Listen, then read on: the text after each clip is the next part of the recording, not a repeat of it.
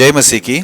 आज का विषय है परमेश्वर का दास या आपका दास, गॉड सर्वेंट और योर सर्वेंट। आइए हम लोग इस विषय के लिए प्रार्थना करें।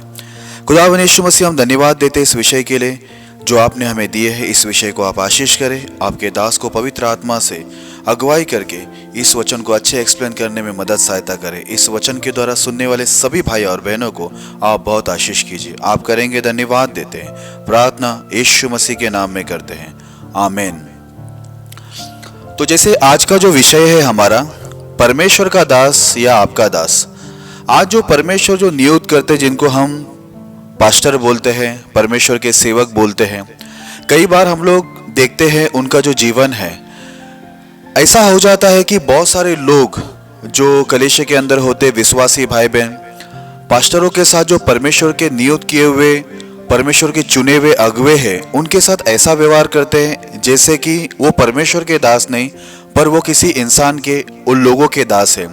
तो आज मैं बाइबल से आपको एक स्टोरी बताऊंगा, एक कहानी में बताऊंगा। उसमें मैं बताऊंगा कि वहां पर कैसे वहां पर एक घटना घटा, और उसके द्वारा मैं आपको जानकारी दूंगा कि सचमुच जो परमेश्वर का चुना हुआ दास होता है, वो परमेश्वर का दास होता है, किसी इंसान का दास नहीं होता।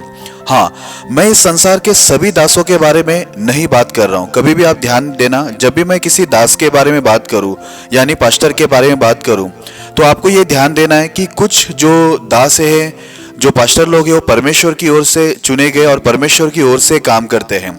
पर कुछ जो दास है यानी पास्टर लोग हैं, वो परमेश्वर की ओर से नहीं, पर वो अपनी ओर से या शैतान के खड़े किए हुए लोग होते हैं। तो हम लोग को ये जांच पड़ताल करना है। मैं सब दासों के बारे में नहीं बात कर रहा, पर जिनको परमेश्वर ने सचमुच नियुक्त करके उनकी सेवकाई के अंदर इस्तेमाल कर रहे, केवल मैं उन्हीं के बारे में आपसे बात कर रहा हूँ। तो आइए हम लोग वचन को पढ़ेंगे और फिर हम लोग आगे बढ़ेंगे। तो हम लोग आएंगे दूसरा राजा, उसका 5वां अध्याय 9 से लेकर 11 तक हम पढ़ेंगे।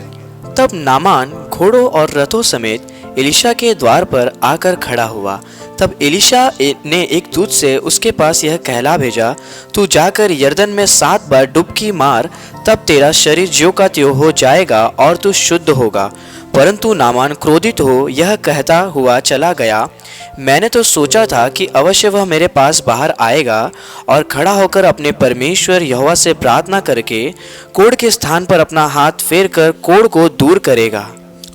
Praise the Lord. यहाँ पर हम लोग देखते क्या है, यहाँ पर नामान नाम का एक व्यक्ति है जो आरामी देश का है, और वो एक प्रतिष्ठित व्यक्ति है, एक नामचीन व्यक्ति है, और राजा का खास है, राजा की दृष्टि में एक बड़ा व्यक्ति है, क्योंकि उसके द्वारा लड़ाई की जो है जीत हुई थी और उसने बहुत सारे काम किए थे।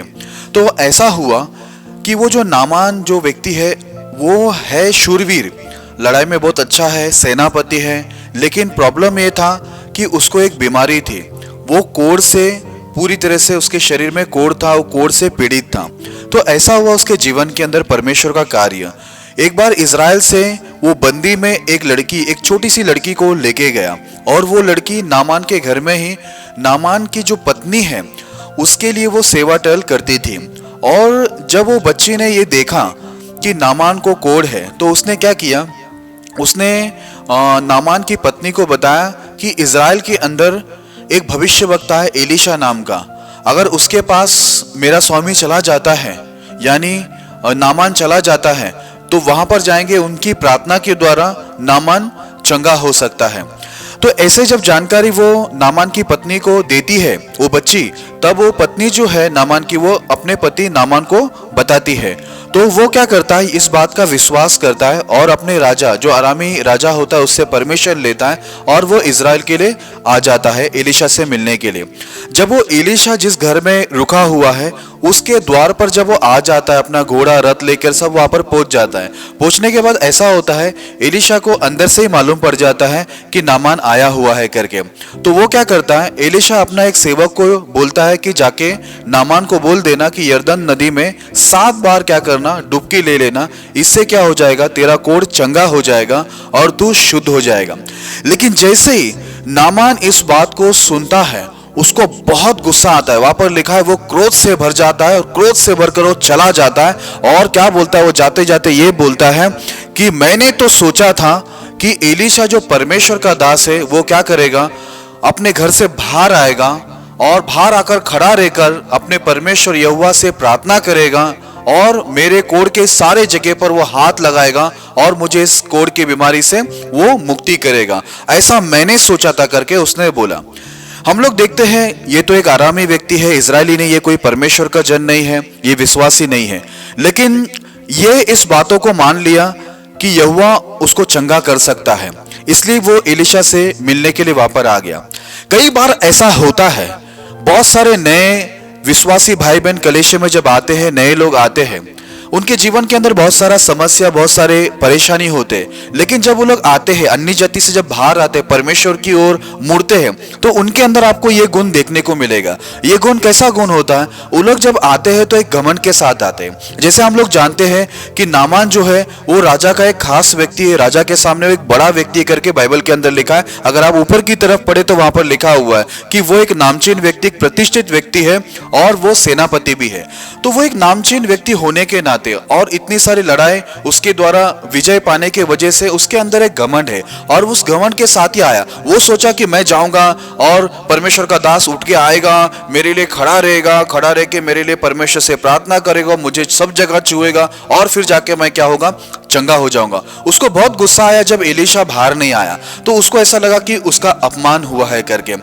मेरे प्रिय भाई बहनों, मैं यहाँ पर आपको बताना ये चाहता हूँ, कई बार हम लोग जब परमेश्वर के पास आते तो कई लोगों का ये स्वभाव हमें देखने को मिलता है, यानी उसको घमंड बोलते हैं। कई बार ऐसा होता है, कोई इंजीनियर होता है, कोई पढ़े लिखा होता है, डॉक्टर होता है, या कोई नेता होता है, या कोई भी एक गवर्नमेंट सर्वेंट यानी सरकारी नौकरी करने वाला होता है, तो ऐसा कई बार होता है। और कुछ लोग कुछ ऊंचे खानदान से होते हैं, वो लोग जब परमेश्वर के पास आते हैं तो उनका नजरिया भी परमेश्वर के जो दास होते हैं उनको जब वो लोग देखते हैं तो कुछ ऐसा नजरिया सा देखते हैं कि वो लोग ये चाहते हैं कि परमेश्वर का जो दास है वो क्या करे, हमारी हर एक बातों को, यानी हम जो कुछ बोले वो क्या करे, वो उसे करे, ऐसा उनकी अपेक्षा रहती है। जैसे इसने यहाँ पर उसका अपेक्षा बताया, इसने क्या बोला, मैंने तो सोचा था कि एलीशा क्या करेगा, बाहर आएगा और खड़ा रहेगा और यहोवा से प्रार्थना करके मुझे छू के चंगाई करेगा, पर ऐसा नहीं हुआ। यहां पर हम लोग देखते क्या है, यहाँ पर हम लोग देखते हैं कि एलीशा ने उसके चंगा होने का उसको रास्ता बता दिया, और सचमुच एलीशा इस बातों को जानता था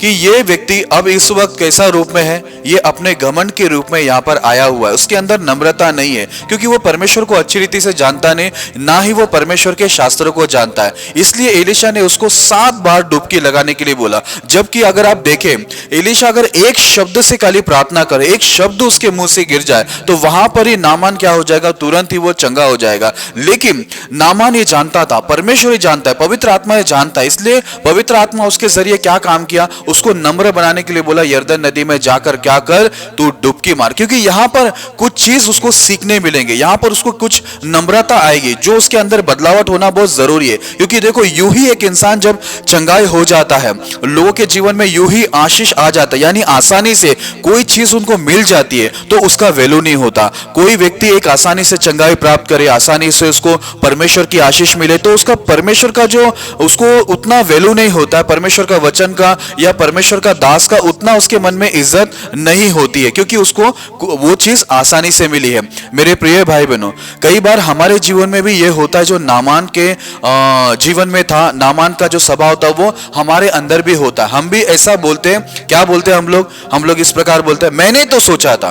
कई बार ऐसा मेरे साथ भी हुआ है, बहुत सारे सेवकों के साथ होता है। कुछ लोग ऐसे बोलते हैं, मैंने तो सोचा था मेरे बर्थडे में सबसे पहले आप विश करोगे, मैंने तो सोचा था मेरे बर्थडे में आप मुझे सरप्राइज क्या करोगे, गिफ्ट दोगे, मैंने तो सोचा था आप सबसे पहले मेरे लिए केक लेके आओगे, मैंने तो सोचा था आप मुझे फोन करोगे, मैंने तो सोचा था आप मेरे घर पे आओगे, मैंने तो सोचा था आप मुझे खाना खाने बाहर लेके जाओगे।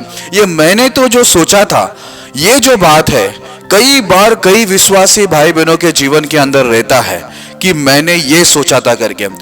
आपको मैं एक बात बता देता हूं, आप चाहे कोई भी ऊंचे ओहदे पर क्यों ना हो, आप पढ़े लिखे हो, आप इंजीनियर हो, आप डॉक्टर हो, नेता हो, या कोई भी सरकारी जॉब में हो, या कोई भी बड़ी कंपनी में आप काम करते हो, आप कितने भी बड़े दुनिया का ज्ञानी क्यों ना होने दो, आपको एक बात याद रखना है, परमेश्वर को पास जब भी हम लोग आते हैं तो याद रखना है, हमें नम्र भाव से आना, डरते और कांपते हुए परमेश्वर के पास आना बहुत जरूरी है।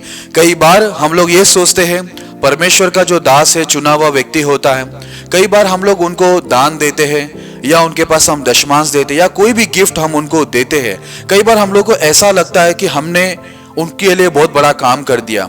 हम लोग इस लेवल में जब जाते हैं, इस तरीके से जाते हैं, इस सोच में जब जाते हैं, तो हम लोग क्या करते हैं, परमेश्वर के चुने हुए जो दास होते हैं उनको हम लोग थोड़ा सा नीचे के लेवल में हम लोग देखते हैं। मैं आपको एक बात साफ बता देता हूं, परमेश्वर ने जिसको भी चुना है उनकी सेवकाई के लिए, एक आम व्यक्ति के और परमेश्वर के मध्य में मध्यस्थी होने के लिए, यानी परमेश्वर उनके जो सेवक यानी दास होते उनके जरिए लोगों के जीवन में चंगाई, छुटकारा, मुक्ति और आशीर्वाद को लेके आता है। याद रखना, वो परमेश्वर की दृष्टि में वो जो परमेश्वर का चुना हुआ दास होता है वो सचमुच परमेश्वर की दृष्टि में कैसा होता है, वो महान होता है। परमेश्वर की दृष्टि में उसका एक वैल्यू होता है, उसकी इज्जत होती है। अगर कोई भी इंसान परमेश्वर का चुना हुआ दास के साथ किसी भी प्रकार के बदतमीजी करता है, यानी कुछ भी ऐसी गलत काम उनके साथ करता है, तो परमेश्वर उनके विरुद्ध में उठता है। जैसे कि हम लोग जूना करार के अंदर ही हम लोग ने देखा है कि मूसा, वहां पर हम देखते हैं मूसा के विरुद्ध में जब मरियम वहां पर उठती है और हारून उठता है, तो परमेश्वर उनको क्या करता है, परमेश्वर उनको दंडित करता है करके बाइबल के अंदर लिखा हुआ है। इसलिए मेरे प्रिय भाई बहन, हम लोग ऐसे ही नहीं, वहां पर ही जूना करार के अंदर ही नहीं, पर हम लोग जूना करार से लेकर अगर नया करार तक हम कहीं भी देखते हैं, कोई भी व्यक्ति परमेश्वर का चुना हुआ जो परमेश्वर का दास है, परमेश्वर का चुना हुआ जो भी नियुक्त किया हुआ प्रभु का अगवा है, जो लोगों की अगुवाई के लिए परमेश्वर ने दिया है, जब कोई उनके विरुद्ध में जाता है तो परमेश्वर उनके विरुद्ध उठकर उनको क्या करता है, परमेश्वर उसको नुकसान करता है या दंड देता है। इसलिए मेरे प्रिय भाई बहनों, जब भी आप परमेश्वर के पास आते हैं, याद रखना, कई बार परमेश्वर का जो दास होता है, कई बार वो पढ़ा लिखा होता है, कई बार वो पढ़ा लिखा नहीं होता है, कई बार वो आप जितना पढ़े हैं उतना वो पढ़ा लिखा नहीं होता है। लेकिन आपको एक बात ध्यान में रखना है, आप संसार के अंदर कोई भी ओहदे में, कोई भी पोस्ट में आप बैठे क्यों ना हो, आप संसार के अंदर कोई मंत्री क्यों ना हो या कोई भी एक बड़ा स्थान पर बैठा क्यों ना हो, लेकिन जब भी आप परमेश्वर के पास आते हैं, परमेश्वर के दास के पास आते, आपको ये बात जानना बहुत जरूरी है कि आपको वहां पर आते समय अपना वो पोजीशन का घमंड लेकर या पैसे का घमंड लेकर या आपकी पढ़ाई का घमंड लेकर या आपकी टैलेंट का घमंड लेकर कभी नहीं आना है। क्योंकि आपका जितने भी टैलेंट है, जो आपका पैसा है, जो कुछ भी आपके पास है, याद रखना ये सब नाशवान है, एक दिन नाश हो जाएगा। और बाइबल हमें बताती है कि यीशु मसीह जब जगत पे आया था, दुनिया में आया था, उन्होंने बड़े साधारण लोगों को चुना। और ये बाइबल में लिखा हुआ है कि परमेश्वर ने तुच्छ लोग को, नीच लोग को, निर्बुद्धि लोगों को, साधारण लोग को परमेश्वर ने चुनकर उनके द्वारा बड़े बड़े अद्भुत काम किए। जैसे कि पतरस एक साधारण व्यक्ति, एक साधारण मछुआरा है, वो पढ़ा लिखा नहीं, लेकिन परमेश्वर ने उसको ऐसी सामर्थ्य दी थी कि उसने एक ही प्रचार किया और वहां पर हम देखते 3000 लोगों ने यीशु मसीह को स्वीकार किया, उद्धार में आ गए, बपतिस्म ले लिया। और यही पतरस के द्वारा हम लोग देखते हैं कि उसकी परछाई से लोग क्या होते थे, चंगे हो जाते थे। तो आज वो एक साधारण व्यक्ति, पढ़ा लिखा तो नहीं है। ऐसे कई पास्टर लोग इस दुनिया में होंगे जो पढ़े लिखे नहीं है, या आप जितने पढ़े लिखे उतने नहीं है, या आपके इतना वो धनवान नहीं होंगे, आपके जैसा उनके पास गाड़ी घोड़ा नहीं होगा। लेकिन इसका यह मतलब नहीं है कि आप उनके साथ, जो परमेश्वर का दास है, जो प्रभु का चुना हुआ दास है, उनके साथ आप कैसे भी व्यवहार करेंगे, कैसे भी बात करेंगे, ये आपके लिए, याद रखना, ये आपके लिए बड़े खतरनाक साबित हो सकता है। जब अगर आप परमेश्वर के दास से कैसे भी व्यवहार करते, तो बाइबल बताती है जो व्यवहार आप परमेश्वर के चुने हुए दास के साथ करते, वो उनके साथ नहीं, पर जिन्होंने उनको नियुक्त किया है, जिन्होंने उनको भेजा है, वो परमेश्वर के साथ आप ये व्यवहार कर रहे हैं। और ये आपके लिए आशीष नहीं, पर आपके लिए क्या लाएगा, दंड लाएगा। आज कभी भी जब आप परमेश्वर के पास आते हो, प्रभु के भवन में, प्रभु के दास के पास आते हो, तो कभी भी ये जो मैंने जो सोचा, ऐसा कभी नहीं बोलना कि मैंने ये सोचा था, मैंने वो सोचा था, मैं सोचा था कि आप मेरे घर में आओगे खाना खाने के लिए, या मुझे आपके घर में बुलाओगे, या मुझे यहाँ पर आप जब बाहर जा रहे हो, कोई जगह पर, कोई गांव में जा रहे हो, कोई शहर में जा रहे हो, या बाहर गांव जा रहे हो, तो मैंने सोचा था कि आप मुझे लेके जाओगे। ये मैंने सोचा था, ये जो मेरा सोच है, यानी अपना सोच को हम लोग को प्रभु में आने के बाद क्या कर देना है, पूरी तरह से बंद कर देना है। जब हम प्रभु में आते हैं, परमेश्वर के पास आते हैं, प्रभु के दास के पास आते हैं, तभी हमको यह ध्यान रखना है कि हमें हमारा दिमाग चलाना बंद करना है और हमें पूरी तरह से परमेश्वर के हिसाब किताब में चलना शुरू करना बहुत जरूरी है। मेरे प्रिय भाई बहनों, जैसे कि हम लोग जानते हैं कि यीशु मसीह पतरस, याकूब और यूहन्ना को लेकर यीशु मसीह एक पहाड़ पर प्रार्थना करने के लिए चला गया। वहां पर हम देखते हैं कि वहां पर परमेश्वर ने क्या कार्य किया। वहां पर एलिया और मोसेस को परमेश्वर लेके आया, और वहां पर क्या देखते हैं हम लोग, यीशु मसीह वहां पर उनसे बातचीत करता है। ये सब होते समय पतरस, यूहन्ना और याकूब ये तीनों ये सब चीजों को देखते हैं और लोग बहुत डर जाते हैं। लेकिन पतरस वहां पर एक व्यक्ति ऐसा है जो हमेशा बोलना बहुत पसंद करता है। तो वहां पर वो क्या बोलते हैं यीशु मसीह को, प्रभु बहुत अच्छी बात यह है कि मैं सोच रहा हूं कि यहाँ पर 3 मंडप बनाए, एक आपके लिए, एक मूसा के लिए और एक एलिया के लिए। जैसे वो ये बोलता है, ऊपर से आकाश से एक आवाज आता है कि यीशु मसीह मेरा प्रिय पुत्र है, तुम इनकी सुनो।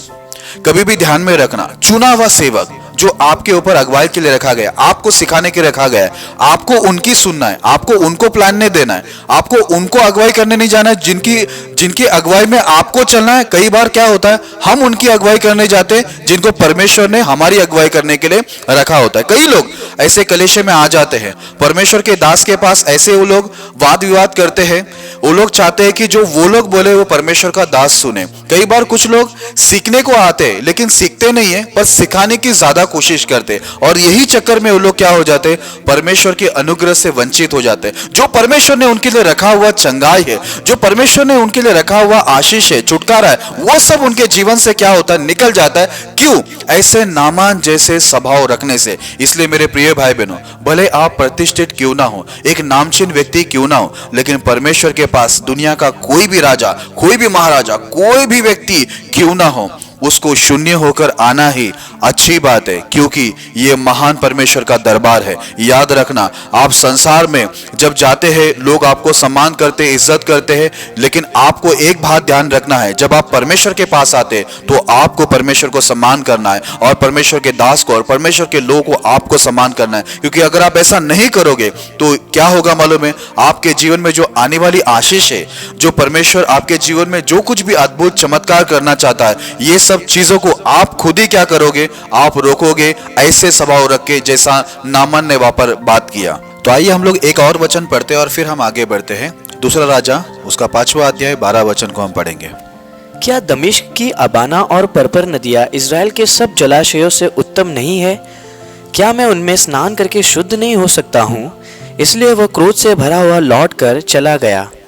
यहाँ पर हम लोग क्या देखते हैं, नामान बहुत गुस्से में आ जाता है, बहुत क्रोध से भर जाता है, और वो क्या बोलता है, मैं यहाँ पर इज़राइल के अंदर यरदन नदी में डूबकर क्यों शुद्ध हो जाऊं। उससे अच्छा तो बोलते हैं हमारे यहाँ पर ही अबाना नदी है, परपर नदी है, क्या मैं वहां पर डुबकी मारकर मैं क्या शुद्ध नहीं हो सकता।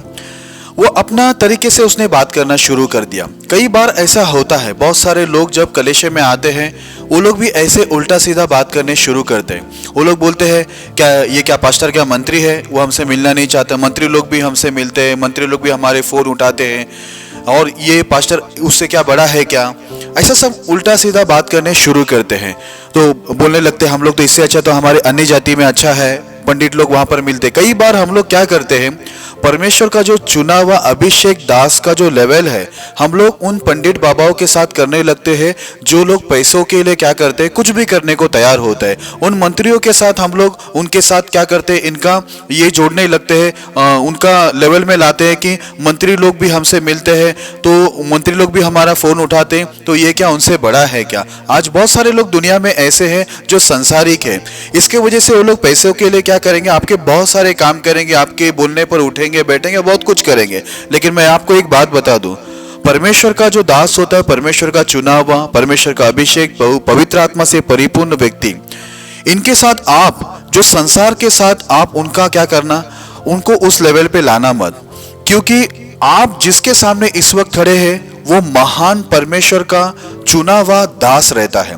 लेकिन जो संसार के अंदर होते हैं ये लोग कैसे लोग होते हैं, पैसा देने पर वो लोग आपके साथ कैसा चाहिए वैसा वो लोग काम आपको करके देंगे। लेकिन आपको मैं एक बात बता दूं, कभी भी आप इस घमंड से कभी परमेश्वर के पास आना मत, नहीं है तो परमेश्वर का जो कार्य आपके जीवन में होना है वो नहीं होगा। और इस प्रकार जैसे नामान ने उल्टा सीधा बात किया, यहाँ पर नदी की बात नहीं है, लेकिन बात यहाँ पर यह है कि परमेश्वर का दास वहां पर परमेश्वर की ओर से उसने एक शब्द कहा है। वो ऐसे जाके अगर यरदन नदी में डुबकी मारता तो वो चंगाई नहीं होगा, लेकिन यहाँ पर परमेश्वर का शब्द एलीशा के द्वारा वहां पर गिरा, इसके लिए वो चंगाई होगा। लेकिन ये यहाँ पर उल्टा सीधा बात करने लगा, हमारे यहाँ पर भी नदी में उसमें जाकर डुबकी मारूंगा ना, मैं इतना लंबा क्यों आया करके। आज कई बार हम लोग हमारे विचार को प्रकट करने लगते, जैसे इसने पहले ही ये बात को कहा नामान ने कि मैंने तो ये सोचा था कि पास्टर क्या होगा, जो इलीशा है परमेश्वर का दास वो क्या करेगा, घर से बाहर आएगा, खड़ा रहेगा, खड़ा रह के मेरे लिए प्रार्थना करेगा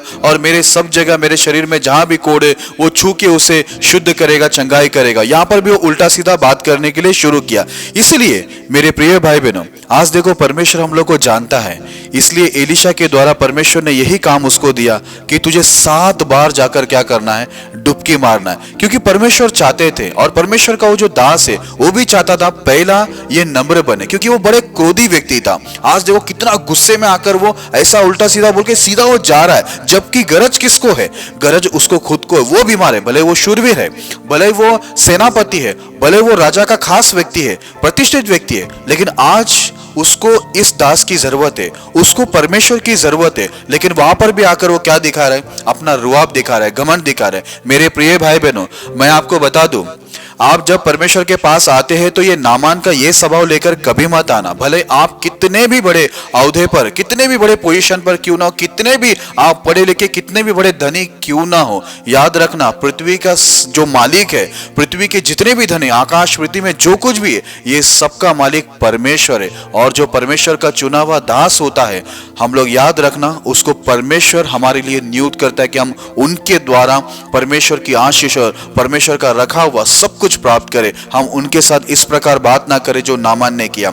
इसके वजह से आज कई लोग देखो, ऐसे मैंने भी अपने जीवन के अंदर से कई लोगों को देखा है जो आने के बाद क्या करते हैं, वो लोग अपनी इच्छा को जाहिर करते हैं कि मैंने ये सोचा था, इससे अच्छा तो मैं अन्य जाति में था, वहां पर तो लोग फटाक से मिलते थे, वहां पर तो फोन करेंगे तो लोग उठाते थे, यहाँ पर पास्टर फोन नहीं उठाते, पास्टर मिलते नहीं, पास्टर मिलने आते नहीं है, पास्टर फोन नहीं करते, पास्टर ये नहीं करते। हम लोग ऐसे बहुत सारी चीजों को बोलते। तो मैं आपको एक बात बता दूं, जो परमेश्वर का चुना हुआ दास होता है, उनका एक काम नहीं होता है, उनको प्रार्थना करना होता है आपके लिए, उनको भी शास्त्र पढ़ना होता है, और उनको आपके जैसे ऐसे बहुत सारे केसेस उनके पास होते हैं जिनको उनको उस प्रॉब्लम से बाहर निकालना होता है। तो कई बार हम लोग बहुत सारे कंप्लेंट करते, कुड़कुड़ाते, हम लोग क्या करते, हम लोग संतुष्ट नहीं रहते।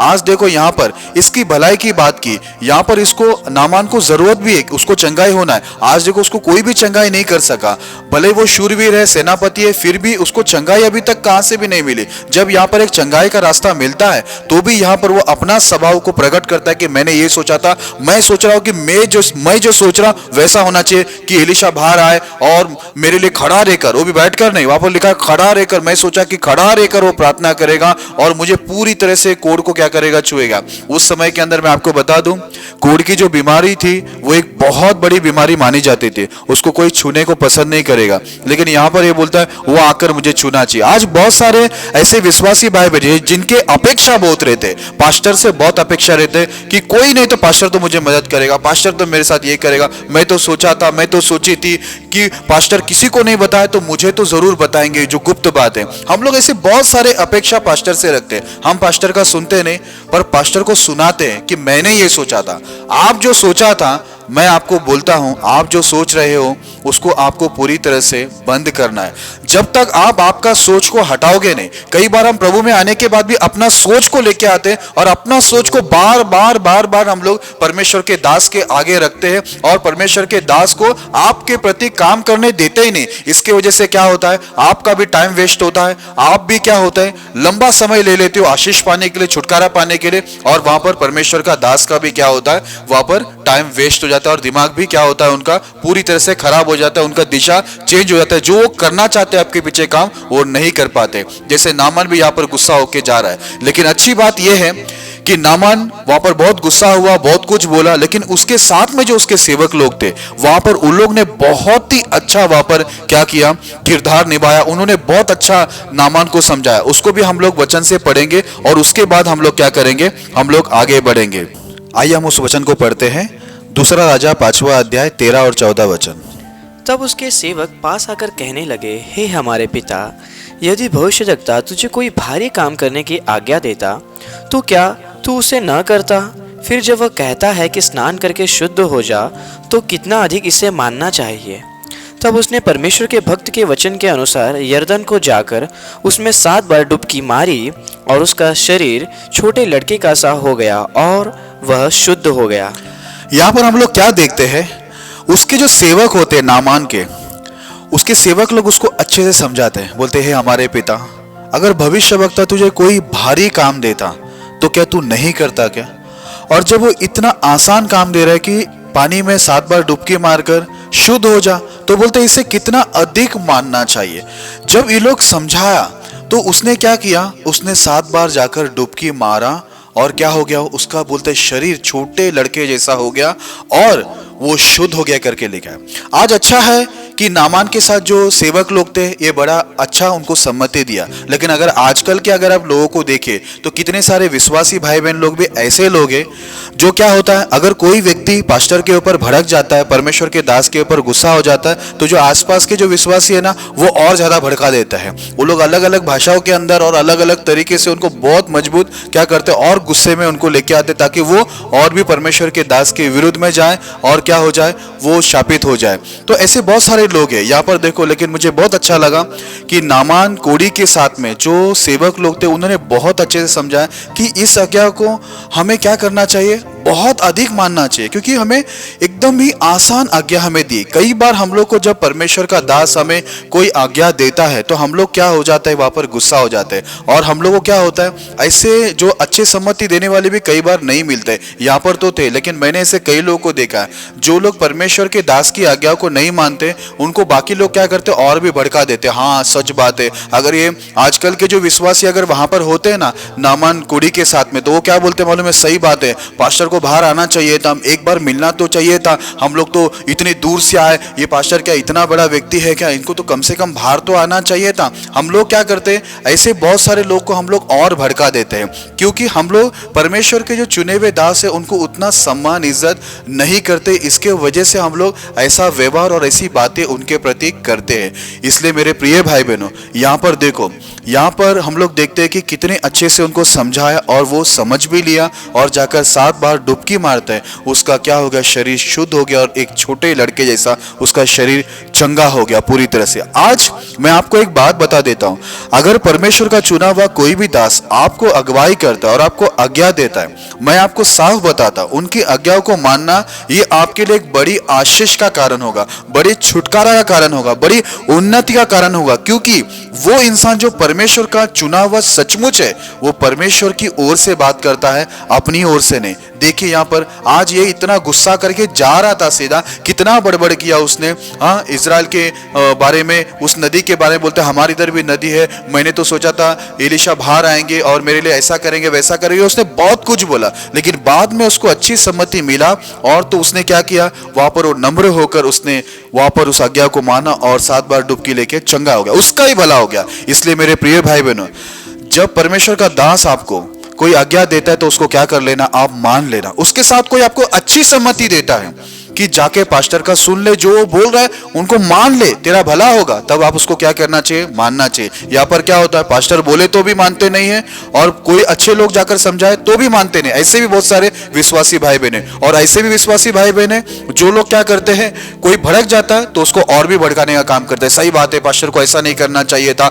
उनको घर से बाहर निकल के आके मिलना चाहिए था, उनको आपको हाथ लगाना चाहिए था, आपके लिए प्रार्थना करना चाहिए था, आपके लिए ये करना चाहिए था, आपके लिए वो करना चाहिए था। एक गुस्से में रहा हुआ व्यक्ति को और भी गुस्से में दिलाते। ऐसे भी बहुत सारे लोग कलेशे के अंदर बैठे रहते जो भड़के हुए लोग को और भड़काने का काम करते, खुद भी नाश होते हैं, दूसरे भी नाश होते हैं। लेकिन अच्छा है, धन्य है ये नामान जो उसके साथ में जितने भी लोग आए थे वो अच्छे लोग थे और उन्होंने अच्छा समझाया। अभी देखिए, ये इतना क्रोधी व्यक्ति, इतना उल्टा सीधा बोलने वाला व्यक्ति जो उसका ये सोचता कि मैं बोलूं और एलिशा परमेश्वर का दास सुने, बाहर निकल के आए, खड़ा रहे मेरे सामने और खड़े रह के प्रार्थना करके मुझे छू के चंगाई करे, ऐसा सोचने वाला व्यक्ति, इतना क्रोधी, अपने आप को प्रतिष्ठित, अपने आप को घमंड से पूरा भर के एक बड़ा व्यक्ति के रूप में जो आया था, आप देखो ये चंगाई होने के बाद, 7 बार डुबकी मारने के बाद इसके स्वभाव में कैसा परिवर्तन आता है। उसके लिए हम लोग अगला वचन पढ़ के हम लोग देखेंगे कि उसके जीवन में क्या परिवर्तन लेके आया परमेश्वर ने। आइए हम लोग एक आखिरी वचन पढ़ते हैं, दूसरा राजा 5 अध्याय उसका 15 और 16 वचन को हम पढ़ते हैं। तब वह अपने सब दल बल समेत परमेश्वर के भक्त के यहाँ लौट आया और उसके सम्मुख खड़ा होकर कहने लगा, सुन, अब मैंने जान लिया है कि समस्त पृथ्वी में इज़राइल को छोड़ और कहीं परमेश्वर नहीं है, इसलिए अब अपने दास की भेंट ग्रहण कर। एलीशा ने कहा, यहोवा जिसके सम्मुख मैं उपस्थित रहता हूँ, उसके जीवन की शपथ, मैं कुछ भेंट न लूँगा। और जब उसने उसको बहुत विवश किया कि भेंट को ग्रहण करे, तब भी वह इनकार ही करता रहा। यहाँ पर हम लोग क्या देखते हैं, जब नामान 7 बार डुबकी लेकर वो बाहर आता है, चंगाई को पाता है, वो बड़ी खुशी से वो उसका जो दल बल है उसको लेकर वो वापस से एलीशा के पास आता है उसको थैंक्स बोलने के लिए। जब वो आता है तो बड़े आनंद के साथ वो बोलता है कि मैंने अब जान लिया कि पूरी पृथ्वी में केवल इज़राइल में ही परमेश्वर है करके। उसने इस बातों को माना और क्या बोलता है वो, अब वो ये बात बोलता है कि अपने दास का भेंट को ग्रहण कर। मेरे प्रिय भाई बहनों, इससे पहले वो कितना घमंड से आया था, कितने क्रोध से आया था, कितने वो प्रतिष्ठित रूप से वो आ रहा था कि मैं बहुत बड़ा इंसान हूं, मुझे एलीशा बाहर आकर मिलना चाहिए, मुझसे बात करना चाहिए, मेरे लिए खड़े रहकर प्रार्थना करना चाहिए, मुझे छूना चाहिए। इतना घमंडी व्यक्ति अभी अपने आप को क्या बोल रहा है, अपने दास का भेंट ग्रहण कर। अभी वो अपने आप को दास बोल रहा है। इतना बड़ा व्यक्ति अपने आप को दास बोल रहा है। यही चाहता है परमेश्वर आपसे और मुझसे, सबसे यही चाहता है कि हम लोग अपने आप को दास का स्वरूप धारण करें, क्योंकि यीशु मसीह भी यही कहता है, जो अपने आप को दास के स्वरूप में लाएगा वो परमेश्वर के सामने क्या है, वो बड़ा किया जाएगा, वो महान कहलाएगा। जो अपने आप को शून्य करेगा, नीचे की तरफ लेके आएगा, एक सेवक के रूप में लाएगा, वही क्या होगा, वो शिरोमणि बनाया जाएगा। इसलिए यहाँ पर भी देखो, जो इंसान अपने इतने घमंड दिखाने वाले को क्या किया, यहाँ पर परमेश्वर ने उसको नम्र बना दिया। और यही एलीशा भी चाहता था कि यह नम्र बने, प्रभु की आज्ञा को मानना सीखे। अब वो अपने आप को क्या बोलता है, मैं एक दास हूं, अपने दास का क्या कर तू, भेंट को ग्रहण कर। लेकिन वहां पर हम लोग देखते हैं एलीशा वहां पर साफ उसको इंकार करता है, बोलता है जिसकी उपस्थिति में मैं रहता हूं, जिस परमेश्वर की उपस्थिति में मैं रहता हूं, उसकी शपथ मैं तुझसे कुछ भी नहीं लूंगा। उसने बहुत विवश किया नामान ने भेंट लेने के लिए, पर उसने क्या किया, 1 रुपया भी उससे दाम नहीं लिया। उसका कारण क्या है कि ये बात नामान जान ले और सारी सृष्टि जान ले कि परमेश्वर पैसा लेकर किसी को चंगाई नहीं करता, लेकिन परमेश्वर जो उसकी आज्ञाओं को मानता है, उसके परमेश्वर के आगे जो दीन होता है, जो नम्र होता है, उसी को परमेश्वर क्या करता है, चंगा करता है, मुक्ति करता है, छुटकारा करता है और ऊंचे स्थान पर उठाता है। इसलिए वहां पर इतने विवेश करने के बाद भी वहां पर एलीशा ने 1 रुपया नहीं लिया। लेकिन आज यहां पर देखते हैं हम लोग कि वो एक अन्य जाति है नामान।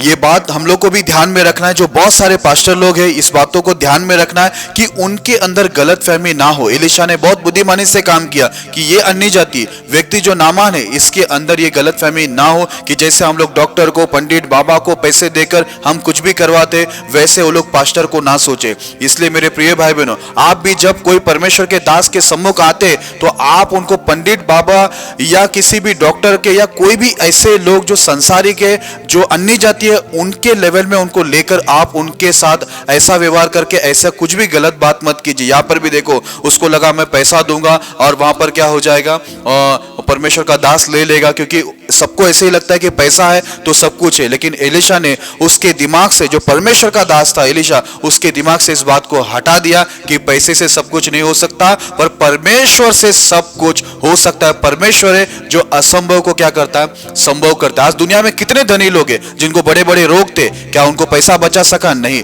लेकिन हमारा परमेश्वर देखो इतने अद्भुत कार्य करता है, जो असंभव रहता है, जो डॉक्टर से भी नहीं होता, वो कार्य हमारा परमेश्वर करता है। ये एक बात परमेश्वर ने क्या किया, परमेश्वर का जो दास था वहां पर एलीशा, उसके जरिए नामान के दिमाग में बैठा दिया। आपको मालूम है नामान ने आगे क्या बोला, कि बोलता है मैं अभी से होम बलि और मेल बलि केवल यहोवा को ही मैं क्या करूंगा, चढ़ाऊंगा, क्योंकि मैं जान लिया हूं कि उसको छोड़ दुनिया में कोई परमेश्वर नहीं और कहीं भी परमेश्वर नहीं। उसने ये बात को बोला, क्यों? क्योंकि एलीशा ने उससे 1 रुपया भी नहीं लिया। आज हम लोग को भी ये बात को ध्यान में रखना है। जो नए लोग आते हैं, अन्य जाति आते हैं, उनके आते ही बराबर हम उनसे पैसा ले लेंगे तो उनको लगेगा जैसे हम डॉक्टर के पास पैसा देते हैं और अपना दवाई ले लेते, चंगाई ले लेते, या फिर हम लोग बाबा पंडित के पास या तांत्रिक के पास जाके पैसा देकर अपना काम निकलवाते, वैसे ही पास्टर भी वही रूप में है, ऐसा वो लोग सोचेंगे। इसलिए एलिशा ने क्या किया, उसको पूरा उसका दान को खारिज किया। हम लोग भी नए लोग के साथ समझ बूझ कर ही क्या करना चाहिए, व्यवहार करना चाहिए। विशेष में प्रभु के जो दास है, दासियां है,